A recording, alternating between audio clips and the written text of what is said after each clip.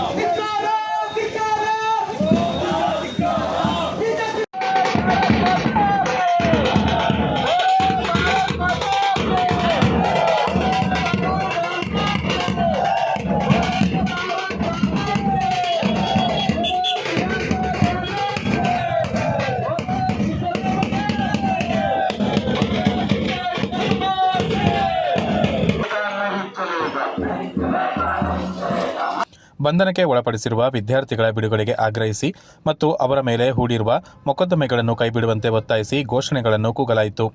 ಕುಶಾಲನಗರ ಬೈಚನಹಳ್ಳಿ ಮಾರಿಯಮ್ಮ ದೇವಸ್ಥಾನದ ಬಳಿಯಿಂದ ನಡೆದ ಬೃಹತ್ ಪ್ರತಿಭಟನಾ ಮೆರವಣಿಗೆ ರಥಬೀದಿ ಮೂಲಕ ಹಳೆ ಮಾರುಕಟ್ಟೆ ರಸ್ತೆ, ಟೌನ್ ಕಾಲೋನಿ ಮೂಲಕ ಕುಶಾಲನಗರ ಫೀಲ್ಡ್ ಮಾರ್ಷಲ್ ಕಾರ್ಯಪ ವೃತ್ತಕ್ಕೆ ಆಗಮಿಸಿತು.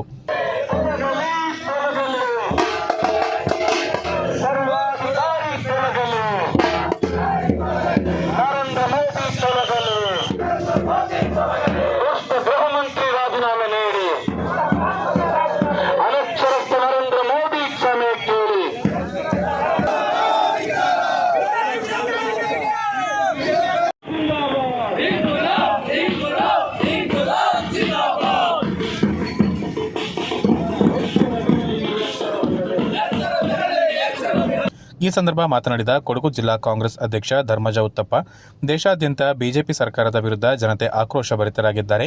ಹಲವು ಹಗರಣಗಳಿಂದ ರೋಸಿ ಹೋಗಿದ್ದಾರೆ. ಜನವಿರೋಧಿ ಮೋದಿ ಸರ್ಕಾರ ಕಿತ್ತೊಗೆದು ಜನಪರವಾಗಿ ಬೀದಿಗಿಳಿದು ಹೋರಾಟ ನಡೆಸುತ್ತಿರುವ ರಾಹುಲ್ ಗಾಂಧಿಯನ್ನು ದೇಶದ ಮುಂದಿನ ಪ್ರಧಾನಿಯಾಗಿಸಬೇಕಾಗಿದೆ ಎಂದರು. ಪರಿಸ್ಥಿತಿಯನ್ನು ಕಂಡು ಇವತ್ತು ದೇಶಾದ್ಯಂತ ಇವತ್ತು ಪ್ರತಿಭಟನೆಗಳು ನಡೆದಿದೆ. ಈ ಒಂದು ಪ್ರತಿಭಟನೆಗೆ ತಾವೆಲ್ಲ ಆಗಮಿಸಿದ್ದೀರಾ, ಪ್ರಮುಖರು ಆಗಮಿಸಿದ್ದಾರೆ. ಮಾನ್ಯ ಈ ಬ್ಲಾಕ್ ಕಾಂಗ್ರೆಸ್ ಅಧ್ಯಕ್ಷರಾದ BP ಶಶಿಧರ್ ಅವರು ಭಾರಿ ಉತ್ತಮವಾಗಿ ಇವತ್ತು ಕುಶಾಲನಗರದಲ್ಲಿ ನಿನ್ನೆ ತಾನೇ ನಾವು ಜಿಲ್ಲೆಯಲ್ಲಿ ಕೂಡ ಆರಂಭಿಸಿದ್ದು ಪ್ರಾರಂಭಿಸುವ ಅವತ್ತು ನಾವು ಆ ಸಂದರ್ಭದಲ್ಲಿ ಮೊನ್ನೆ ದಿವಸ ಎಲ್ಲರಿಗೂ ಕೂಡ ಹೇಳಿದ್ದು, ಎಲ್ಲ ಬ್ಲಾಕ್ ಮಟ್ಟದಲ್ಲಿ ಎಲ್ಲ ಪಟ್ಟಣ ಪಂಚಾಯತಿಯ ಮುಖ್ಯ ಪಟ್ಟಣಗಳಲ್ಲಿ ಈ ಪ್ರತಿಭಟನೆ ನಡೀಬೇಕು, ಹೋಬಳಿಗಳು ನಡೀಬೇಕಂತ ಒಂದು ಮಾತಾಡ್ತಾ ಮೇಲೆ ಇವತ್ತು ಮಾನ್ಯ BP ಶಶಿಧರ್ ಅವರು ಭಾರಿ ಅಚ್ಚುಕಟ್ಟಾಗಿ ಇವತ್ತು ಇಲ್ಲೊಂದು ಉತ್ತಮವಾದ ಒಂದು ಪ್ರತಿಭಟನೆಯನ್ನು ಸಂಘಟಿಸಿದ್ದಾರೆ. ಅದ್ರ ಜೊತೆಗೆ ಇಲ್ಲಿಗೆ ನಮ್ಮ ಪಕ್ಷದ ಆಗಮಿಸಿದ್ದಾರೆ. ಹಾಗೆ ಪಕ್ಷದ ಕುಶಾಲನಗರ ಬ್ಲಾಕ್ ಕಾಂಗ್ರೆಸ್ ಅಧ್ಯಕ್ಷ VP ಶಶಿಧರ್ ಮಾತನಾಡಿ, ಮೋದಿ ಸರ್ಕಾರವನ್ನು ಪ್ರಶ್ನಿಸುವವರ ಹೋರಾಟ ಚಳುವಳಿಗಳನ್ನು ಹಮ್ಮಿಕೊಳ್ಳುವವರಿಗೆ ಒಂದೊಂದು ಹಣೆಪಟ್ಟಿ ಕಟ್ಟಿ ಅವರ ಸದ್ದಡಗಿಸುವ ದಮನಕಾರಿ ನೀತಿಯನ್ನು ಬಿಜೆಪಿ ಸರ್ಕಾರ ಅನುಸರಿಸುತ್ತಿದೆ. ಮುಸಲ್ಮಾನರ ವಿರುದ್ಧವಾಗಿ ಹಿಂದೂಗಳನ್ನು ಎತ್ತಿಕಟ್ಟಿ ದೀರ್ಘಾವಧಿಗೆ ದೇಶ ನಡೆಸಬೇಕೆನ್ನುವ ಹುನ್ನಾರ ಚಿಂತನೆ ಫಲ ಕೊಡುವುದಿಲ್ಲ ಎಂದರು. ಎಲ್ಲ ಕಾರಣಗಳು ಕೂಡ ಮುಸ್ಲಿಮರ ಹೊಣೆ ಮಾಡುವಂತ ಪರಿಪಾಠ ಇಟ್ಕೊಂಡು ಮುಸ್ಲಿಂ ದೇಶದ ಹಿಂದುತ್ವದ ಮೂಲಕ ಈ ದೇಶದ ಜನರನ್ನ ಬಹಳ ದಿನದಿಂದ ಗೊಂದಲ ಮಾಡ್ಕೊಂಡು ಬಂದಿದೆ. ಏನೇ ಕಾರಣ ಮುಸ್ಲಿಮರ ಬುದ್ಧಿ ಕಲಿಸಬೇಕು, ಬಿಜೆಪಿ ಇರಬೇಕು. ಇಷ್ಟು ಜನರನ್ನ ವಿಷ ತಗೊಂಡು ಜನರಲ್ಲಿ ಇಷ್ಟು ಆ ಪಾಕಿಸ್ತಾನದ ಹೆಸರನ್ನು ತೋರಿಸ್ತಾ ಮುಸಲ್ಮಾನರ ಮೇಲೆ ಗೂಬೆ ಕೂರಿಸ್ತಾ ಅವ್ರನ್ನ ಒಂದು ಸರಕಿನ ವಸ್ತುವಾಗಿ ಮಾಡಿಕೊಂಡು ಹಿಂದುತ್ವ ಅಂತ ಹೇಳಿದ್ರೆ ಮುಸ್ಲಿಮರ ಬುದ್ಧಿ ಕಲಿಸೋದು ಹಿಂದುತ್ವ ಅನ್ನೋ ಮಟ್ಟಕ್ಕೆ ಹಿಂದೂ ನಮ್ಮ ಧರ್ಮಕ್ಕೆ ಅಪಮಾನ ಮಾಡಿಕೊಳ್ಳುವಂಥ ಪರಿಸ್ಥಿತಿಯನ್ನು ನಿರ್ಮಾಣ ಮಾಡ್ತಾ ಈ ದೇಶವನ್ನು ಸುದೀರ್ಘಾವಧಿಗೆ ಆಳ್ಬೋದು ಅಂತ ಹೇಳುವ ಒಂದು ಭ್ರಮೆಯನ್ನು ಇಟ್ಕೊಂಡು ನಮ್ಮನ್ನು ಸೋಲಿಸಲಿಕ್ಕೆ ಸಾಧ್ಯ ಇಲ್ಲ ಅಂತ ಹೇಳುವ ಭ್ರಾಂತಿಗೆ ಒಳಗಾಗಿ ಇವತ್ತು ಯಾವುದೇ ಪ್ರತಿಭಟನೆಯನ್ನ, ಯಾವುದೇ ಪ್ರಶ್ನೆಯನ್ನ, ಯಾವುದೇ ಆಂದೋಲನವನ್ನ, ಯಾವುದೇ ಚಳವಳಿಗಳನ್ನು ಸಹಿಸೋದಿಲ್ಲ. ನರೇಂದ್ರ ಮೋದಿ ಪ್ರಶ್ನಾತೀತರ ಭಾವನೆ ಇದೆ. ನರೇಂದ್ರ ಮೋದಿಯನ್ನು ಪ್ರಶ್ನೆ ಮಾಡಿದವರೆಲ್ಲರೂ, ಬಿಜೆಪಿಯವರ ಪ್ರಶ್ನೆ ಮಾಡಿದವರೆಲ್ಲರೂ ಕೂಡ ದೇಶದ್ರೋಹಿಗಳು, ಪಾಕಿಸ್ತಾನದ ಏಜೆಂಟ್ಗಳು, ಕಮ್ಯುನಿಸ್ಟರು ಹೋರಾಟ ಮಾಡಿದ ಅರ್ಬನ್ ನಕ್ಸಲೈಟ್ಗಳು, ಪ್ರಗತಿಪರರು, ಲೇಖಕರು, ಸಾಹಿತಿಗಳು, ಕಲಾವಿದರು ಹೋರಾಟ ಮಾಡಿದ್ರೆ ಆಂದೋಲನ ಜೀವಿಗಳು. ಈ ರೀತಿ ಎಲ್ಲರಿಗೂ ಹಣೆಪಟ್ಟಿ ಕಟ್ಟುತ್ತಾ ಈ ದೇಶದಲ್ಲಿ ಪ್ರಜಾಪ್ರಭುತ್ವದ ಆಶಯಗಳಾದ ಸದಸ್ಯವಾದ ಚಳುವಳಿಗಳನ್ನ, ಆಂದೋಲನಗಳನ್ನ ಪ್ರಶ್ನೆ ಕೇಳುವಂತ ಮನಸ್ಥಿತಿಯನ್ನ ಇವತ್ತು ದಮನ ಮಾಡ್ತಿದೆ ವ್ಯವಸ್ಥಿತವಾಗಿ. ರೈತ ಚಳವಳಿಗಳು ನಡೆದು ರೈತ ಚಳವಳಿ ದೆಹಲಿ ತಲುಪುವ ಮುನ್ನವೇ ಅವರನ್ನ ದೆಹಲಿಗೆ ಬರಮಾಡಿಕೊಳ್ಳದೆ ಒಂದೊಂದು ಅಡಿಯ ಉಕ್ಕಿನ ಮೊಳೆಯನ್ನ ರಸ್ತೆಗೆ ಹೊಡೆದು ಕಂಡ್ರಿ. ಒಂದೊಂದು ಅಡಿಯ ಉಕ್ಕಿನ ಮೊಳೆಯನ್ನ ಕಿಲೋಮೀಟರ್ ಗಟ್ಟೆ ಹೊಡೆದ್ರು. ಯಾವ ರೈತ ಕೂಡ ದೆಹಲಿಗೆ ಬರಬಾರದು, ದೆಹಲಿ ನನ್ನದು. ಇದು ಸರ್ವಾಧಿಕಾರಿ ಲಕ್ಷಣ, ನಿರಂಕುಶ ಲಕ್ಷಣ ಇದೆ. ಈ ದೇಶದಲ್ಲಿ ಯಾರು ಚಳವಳಿ ಹೂಡುವಾಗಿಲ್ಲ, ಯಾರು ಏನೂ ಮಾತಾಡುವಾಗಿಲ್ಲ.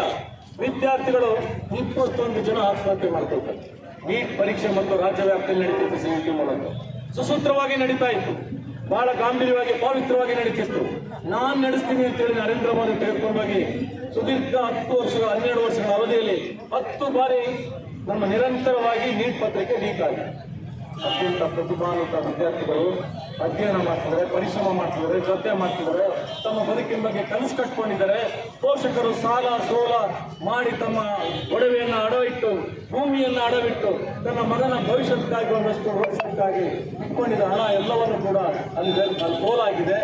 ಆ ವಿದ್ಯಾರ್ಥಿಯ ಪರೀಕ್ಷೆ ಮುಂದೂಡಿಕೆ ಆಗ್ತದೆ, ಪ್ರತಿ ವರ್ಷವೂ ಮುಂದೂಡಿಕೆ ಆಗ್ತದೆ. ಮುಖಂಡರಾದ ನಾಪಂಡ ಮುತ್ತಪ್ಪ ಮಾತನಾಡಿ, ಮುಂದಿನ ದಿನಗಳಲ್ಲಿ ವಿದ್ಯಾರ್ಥಿಗಳನ್ನು ಒಗ್ಗೂಡಿಸಿ ಮತ್ತೊಂದು ಬೃಹತ್ ಹೋರಾಟ ಹಮ್ಮಿಕೊಳ್ಳಲಾಗುವುದು ಎಂದರು. ಹೋರಾಟ ಮಾಡ್ತಾ ಇದ್ದಾರೆ. ಬಹಳ ಮುಖ್ಯವಾಗಿ ಕಳೆದ 12 ವರ್ಷಗಳಿಂದ ಬಿಜೆಪಿ ದುರಾಡಳಿತದಲ್ಲಿ ವಿದ್ಯಾರ್ಥಿಗಳು ನಮ್ಮ ಕಾಂಪಿಟೇಷನ್ ಎಕ್ಸಾಮ್ ಎಲ್ಲವೂ ಈ ವ್ಯವಸ್ಥೆ, ಒಟ್ಟಾರೆ ವ್ಯವಸ್ಥೆ ಪುಸ್ತಕಕ್ಕೂ ಬರೀ ಹಣ ಮಾಡುವಂಥ ಒಂದು ವ್ಯವಸ್ಥೆಯಾಗಿ ಮಾಡ್ಕೊಳ್ಳಾಗಿದೆ. ಇದಕ್ಕೆ ಕಾರಣ ಏನು ಅಂತ ಹೇಳಿದ್ರೆ, ಈ ದನದಾಹಿ ಮಾರ್ವಾಡಿಗಳ ಸರ್ಕಾರ, ಕೇಂದ್ರದಲ್ಲಿರುವಂತಹ ಮಾರ್ವಾಡಿಗಳ ಸರ್ಕಾರ ಎಲ್ಲವನ್ನೂ ಕೂಡ ಕಮರ್ಷಿಯಲ್ ಆಗಿ ನೋಡ್ತಾ ಇರುವಂಥದ್ದು, ಎಲ್ಲವನ್ನ ಲಾಭ ಮಾಡ್ಕೊಳ್ಬೇಕು ಅಂತ ನೋಡ್ತಾ ಇರುವಂಥದ್ದು. ಈ ನೀಟ್ ಎಕ್ಸಾಮ್ ಅಲ್ಲಿ ಮೊನ್ನೆ ಏನು ಪ್ರಶ್ನೆ ಪತ್ರಿಕೆ ಸೋರಿಕೆ ಆಯಿತು, ಅದರಲ್ಲಿ ನಮ್ಮ ಅಂದಾಜು ಸುಮಾರು 200 - 300 ಕೋಟಿ ರೂಪಾಯಿಯಷ್ಟು ಇವರು ಹಣವನ್ನು ಮಾಡಿಕೊಂಡಿದ್ದಾರೆ. ಇದರಲ್ಲಿ ಮಂತ್ರಿಗಳು, ಈ ಒಟ್ಟಾರೆ ಸರ್ಕಾರ, ಅಧಿಕಾರಿಗಳು ಎಲ್ಲ ವ್ಯವಸ್ಥೆ ಸೇರಿ ಮಕ್ಕಳ ಭವಿಷ್ಯಕ್ಕೆ ಬೆಂಕಿಯನ್ನು ಇಟ್ಟಿದ್ದಾರೆ. ಇಲ್ಲಿ ನಾವು ಗಮನಿಸಬೇಕಾಗಿದೆ ಏನು ಅಂತ ಹೇಳಿದ್ರೆ, ಮೊನ್ನೆ ವಿದ್ಯಾರ್ಥಿಗಳು ಜಂತರ್ ಮಂತರಲ್ಲಿ ಏನು ಹೋರಾಟವನ್ನು ಮಾಡ್ತಾ ಇದ್ರು, ಆ ಸಂದರ್ಭದಲ್ಲಿ ಬಹಳ ಕ್ರೂರವಾಗಿ ದಬ್ಬಾಳಿಕೆಯನ್ನು ಮಾಡಿ, ಲಾಠಿ ಚಾರ್ಜ್ ಮಾಡಿ, ಟಿಯರ್ ಗ್ಯಾಸ್ ಅನ್ನು ಬಳಸಿ ವಿದ್ಯಾರ್ಥಿಗಳನ್ನ ಹತ್ತಿಕ್ಕುವಂತ ಕೆಲಸ ಮಾಡ್ತು. ಇದು ನಮಗೆ ಚೆನ್ನಾಗಿ ನೆನಪಿದೆ. 1988ರಲ್ಲಿ ಚೈನಾದ ಟಿಯನ್ಮೆನ್ ಚೌಕದಲ್ಲಿ ಏನು ನಡೀತು, ಆ ತರದ ಒಂದು ಘಟನೆ ಮಾಡುವಂತ ಎಲ್ಲ ಹುನ್ನಾರವನ್ನು ಅವರು ಮಾಡ್ಕೊಂಡಿದ್ರು. ಆದರೆ ಈ ದೇಶದ ಪ್ರಜ್ಞಾವಂತ ನಾಗರಿಕರು, ಇನ್ನೂ ಅಲ್ಪ ಸ್ವಲ್ಪ ಉಳ್ಕೊಂಡಿರುವಂತ ಮಾಧ್ಯಮ ಮಿತ್ರರು ಎಲ್ಲರೂ ಸೇರಿ ಅದನ್ನ ವ್ಯಾಪಕವಾಗಿ ಪ್ರಚಾರ ಮಾಡಿದ ನಂತರ, ಜೊತೆಲಿ ನಮ್ಮ ನೆಚ್ಚಿನ ನಾಯಕರು, ವಿರೋಧ ಪಕ್ಷ ನಾಯಕರಾದ ಶ್ರೀಯುತ ರಾಹುಲ್ ಗಾಂಧಿ ಅವರು ನರೇಂದ್ರ ಮೋದಿ ಅವರ ಮನೆ ಎದುರುಗಡೆ ಏನು ಧರಣಿಯನ್ನ ನಡೆಸಿದ್ರು, ಅಲ್ಲಿಂದ ಸರ್ಕಾರ ಬೆದರಿದೆ. ಈಗ ಪದೇ ಪದೇ ಮಾತುಕತೆಗೆ ಕರೀತಾ ಇದ್ದಾರೆ. ಇನ್ನೊಂದು ಹೋರಾಟ ಇಲ್ಲ ಅಂತ ಹೇಳಿದ್ರೆ ಈ ವ್ಯವಸ್ಥೆಯನ್ನ ಮುಚ್ಚಿ ಹಾಕ್ತಾ ಇದ್ರು. ಈ ಹಗರಣವನ್ನ ಸಂಪೂರ್ಣವಾಗಿ ಮುಚ್ಚಿ ಹಾಕುವಂತ ಎಲ್ಲ ಹುನ್ನಾರವನ್ನ ನಡೆಸಿದ್ರು.